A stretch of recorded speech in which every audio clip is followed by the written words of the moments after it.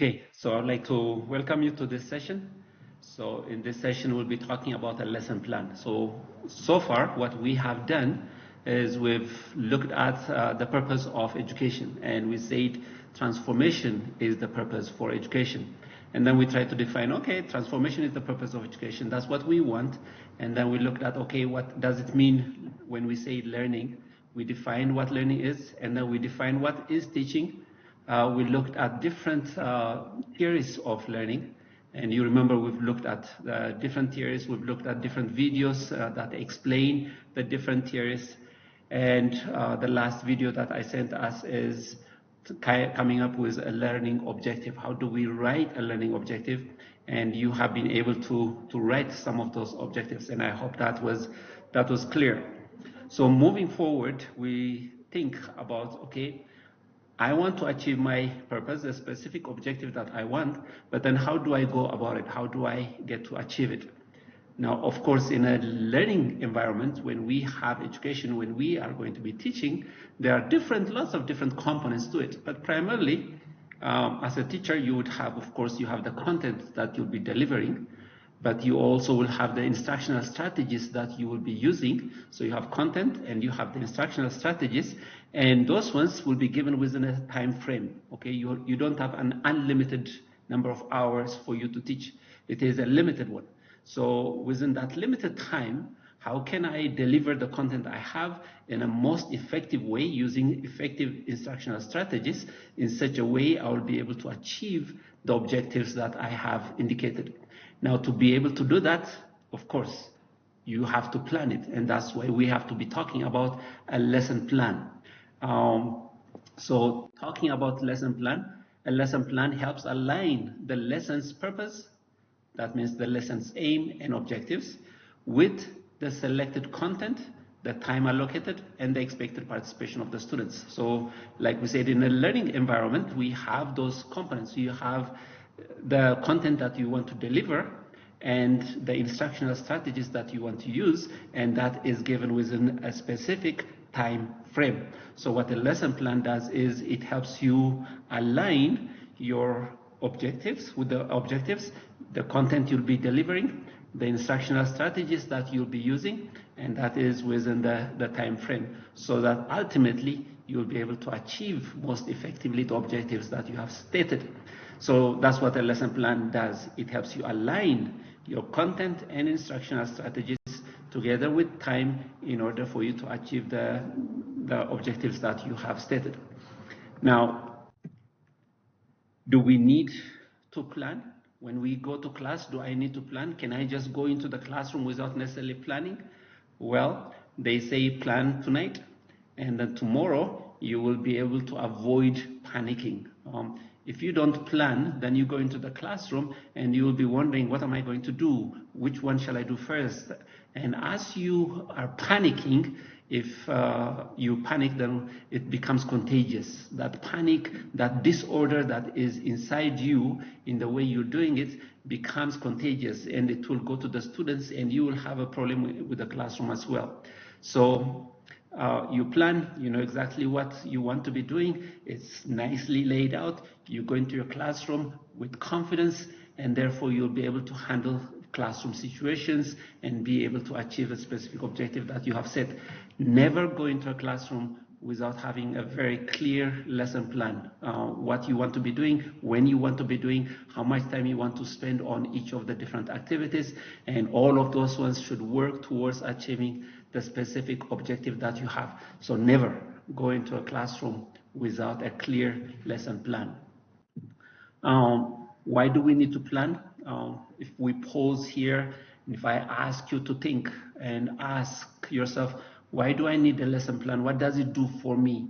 I'm sure you can come up with a number of them, a number of reasons. Let me give us some of them. So it gives you direction. It gives you direction in order to be able to achieve your objectives most effectively. Okay? So your lesson plan will help you, guide you towards achieving the objectives. It helps you in choosing appropriate teaching methods. So as you plan, you look at your objectives and you'll be asking yourself, okay, what can I do to be able to achieve these objectives? What kind of methods shall I use? and it will help you do that. Of course, your objectives will be the guiding ones, but then the lesson plan is what forces you to sit down and ask yourself, what method shall I use to achieve my objectives? And it will help you to plan it out, to put it in on a plan so that you'll be able to actually do it. It helps you to control and manage the classroom the same way that I said earlier. You come into a classroom without a plan, you will be chaotic, you'll be filled with anxiety and disorder, which will be contagious to the students, and then you'll have an issue.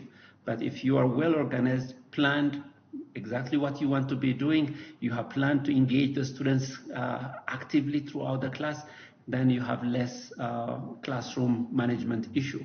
It doesn't mean it will avoid, but it will help you to manage it appropriately if you are well planned with it. It helps you stress important materials. Not everything that you say in the classroom are equally important, but if you have a lesson plan, then it will show you which part of my lesson is significant, is important, on which part should I spend more time.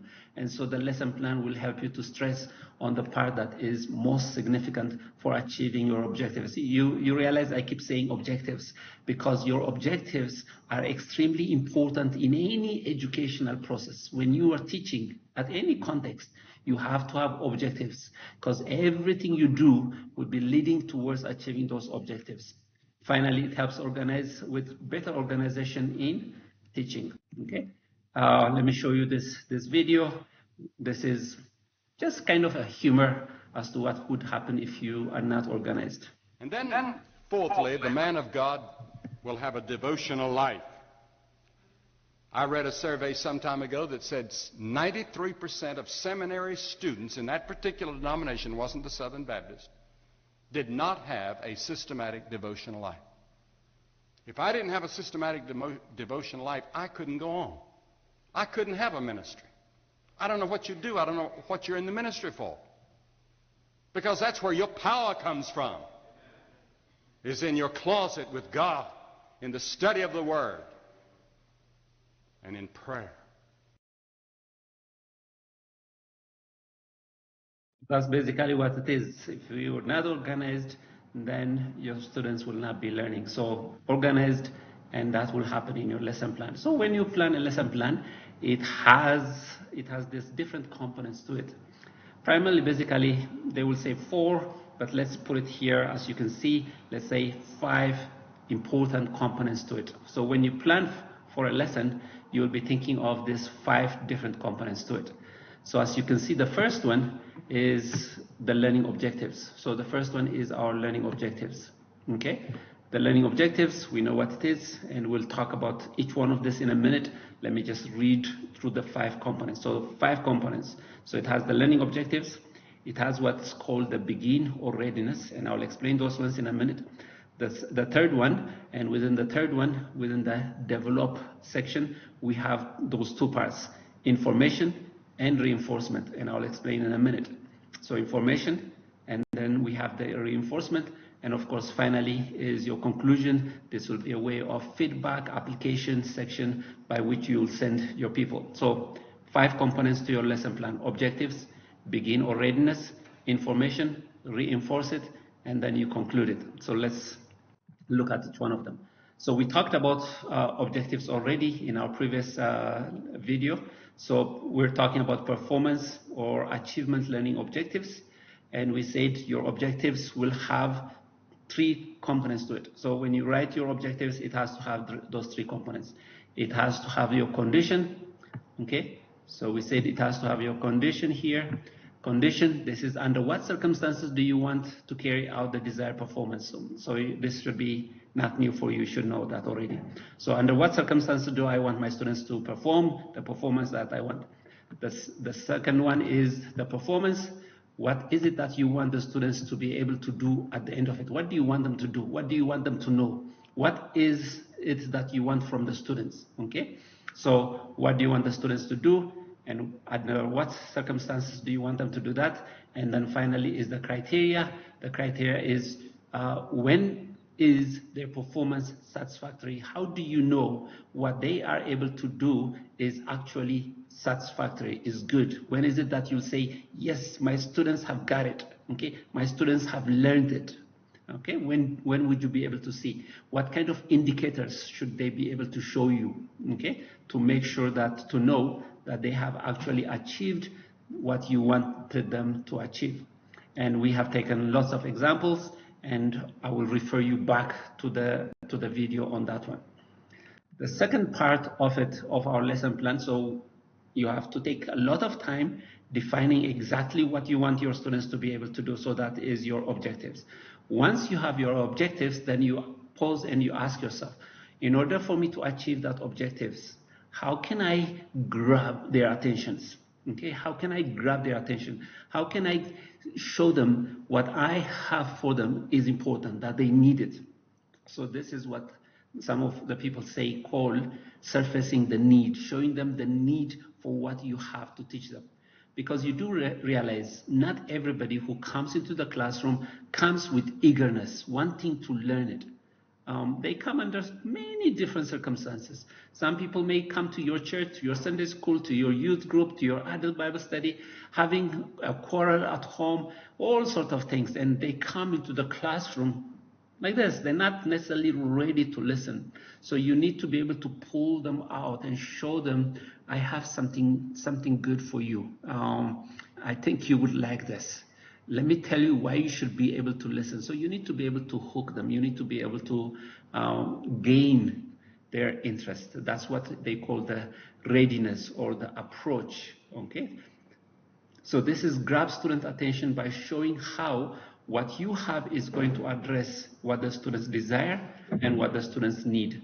So you need to plan. Usually this is going to be a very short one. Short, and you can use different strategies to be able to do that.